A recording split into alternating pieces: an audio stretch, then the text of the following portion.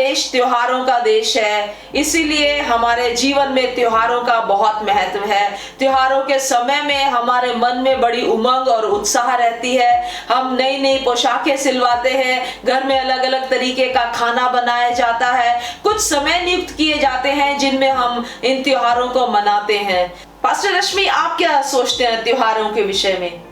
मुझे ऐसा लगता है कि जो त्योहार का दिन है और दिनों से अलग होता है, बड़ा ही खास होता है, क्योंकि इस दिन के लिए बहुत तैयारियां की जाती हैं। इस दिन मेहमान हमारे घर आते हैं या हम मेहमान बनकर किसी के घर जाते हैं, तो जो त्योहार होते हैं हमारे जीवन में रंग लाते हैं और हमारे जीवन को कलरफुल बना देते हैं। प्रियो, आज हम बाइबल में मनाए गए पर्वों के बारे में बात करेंगे।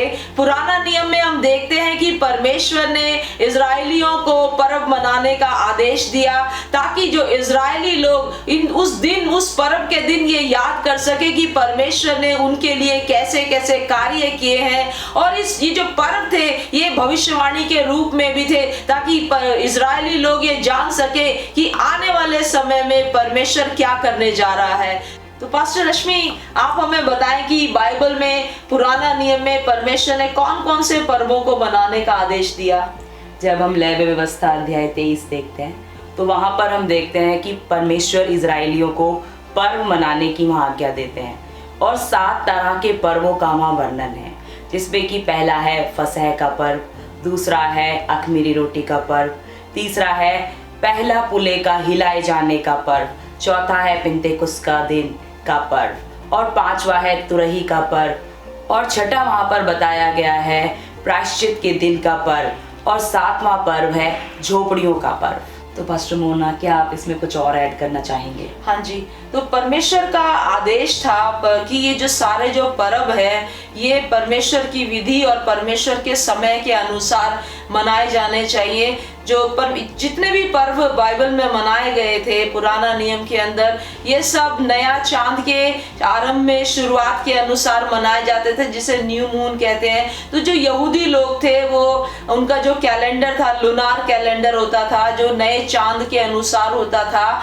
जो कि परमेश्वर के वचन के हिसाब से भी है। अगर हम देखें उत्पत्ति की पुस्तक उसका पहला अध्याय और उसकी 14वीं आयत में, पास्टर रश्मि आप पढ़ दीजिए। फिर परमेश्वर ने कहा, दिन को रात से अलग करने के लिए आकाश के अंतर में ज्योतियां हों और वे चिन्हों और नियत समयों और दिनों और वर्षों के कारण हों। तो जो परमेश्वर ने जो ज्योतियां बनाई थी, जो आकाश में जो तारे और जो चांद बनाए थे, वो समय को नियुक्त करने के लिए बनाए थे। इसीलिए जो जितने भी पर्व होते थे वो चांद के अनुसार, न्यू मून के अनुसार हुआ करते थे। पास्टर रश्मि, आप हमें इन पर्वों के समय के विषय में थोड़ा सा और बताइए, और क्या ये पर्व मनाने के द्वारा हम उद्धार पा सकते हैं? दूसरा इतिहास अध्याय 2 का 4 जब हम पढ़ते हैं तो वहाँ हमें देखने को मिलता है कि ये जो सारे पर्व होते थे ये नए चांद और सबत के आसपास होते थे। ये सारे पर्व परमेश्वर की व्यवस्था के अंतर्गत मनाए जाते थे, लेकिन तब तक प्रभु यीशु मसीह क्रूस पर नहीं गए थे। आज हमें उद्धार पाने के लिए व्यवस्था पर चलने की जरूरत नहीं है, क्योंकि हमारा उद्धार परमेश्वर के अनुग्रह से हुआ है। यीशु मसीह पर विश्वास रखने के द्वारा हमारा उद्धार हो जाता है। पास्टर मोना, मैं आपसे पूछना चाहूंगी कि आज के समय में जब हम नए नियम के लोग हैं, हम क्यों पर्व के बारे में आज हम बात कर रहे हैं? क्या इन पर्वों का मनाना हमारे उद्धार से संबंधित है?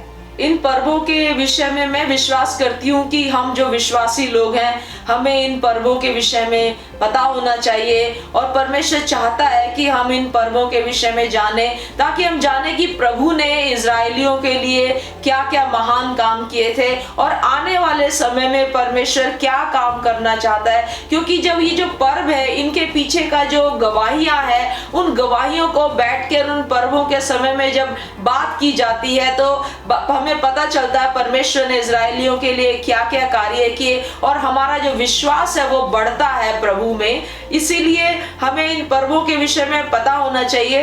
हाँ, हमारा जो उद्धार है, उद्धार तो प्रभु यीशु मसीह के ऊपर विश्वास करके कि प्रभु यीशु मसीह परमेश्वर का पुत्र है, मेरे पापों की क्षमा के लिए मारा गया, गाड़ा गया और तीसरे दिन जी उठा, इसी बात पर विश्वास करके ही हमारा उद्धार हो सकता है। लेकिन ये जो पर्व है, ये जो उत्सव है, जो परमेश्वर ने इजरायलियों को मनाने के लिए कहा है, हमारे लिए उसमें संदेश है, हम उन संदेशों को जाने। इसीलिए ये जो पर्व के विषय में हम आपके सामने जो है बातें कर रहे हैं। आमीन।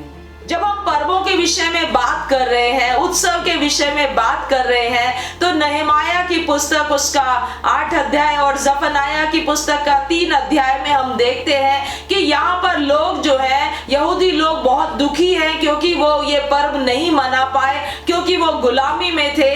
तो मैं आज उन लोगों को उत्साहित करना चाहती हूँ जो कि पाप की गुलामी में है, बीमारी की गुलामी में है और दुख और पीड़ा की गुलामी में है और उनके जीवन में किसी भी तरीके का पर्व या उत्सव नहीं मनाया जा पा रहा है। शायद आज अगर आप हम लोगों को देख रहे हैं, सुन रहे हैं, तो मैं आप सब लोगों को उत्साहित करती हूँ। परमेश्वर का वचन कहता है, जो लोग पर्व ना मनाने के कारण खेदित है, मैं उन सब लोगों को इकट्ठा करूंगा ताकि वो पर्व मना पाए, आनंद मना पाए। तो आप पर्व और आनंद को कैसे मना पाएंगे? जब आप प्रभु यीशु मसीह के पास आ जाएंगे, प्रभु यीशु मसीह के ऊपर विश्वास करेंगे।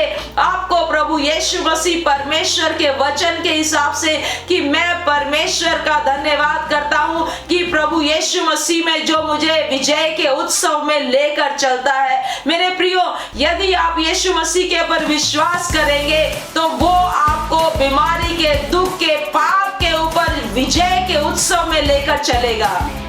आने वाले समय में हम इन 7 पर्वों के बारे में विस्तार से चर्चा करेंगे। हमारे साथ बने रहें।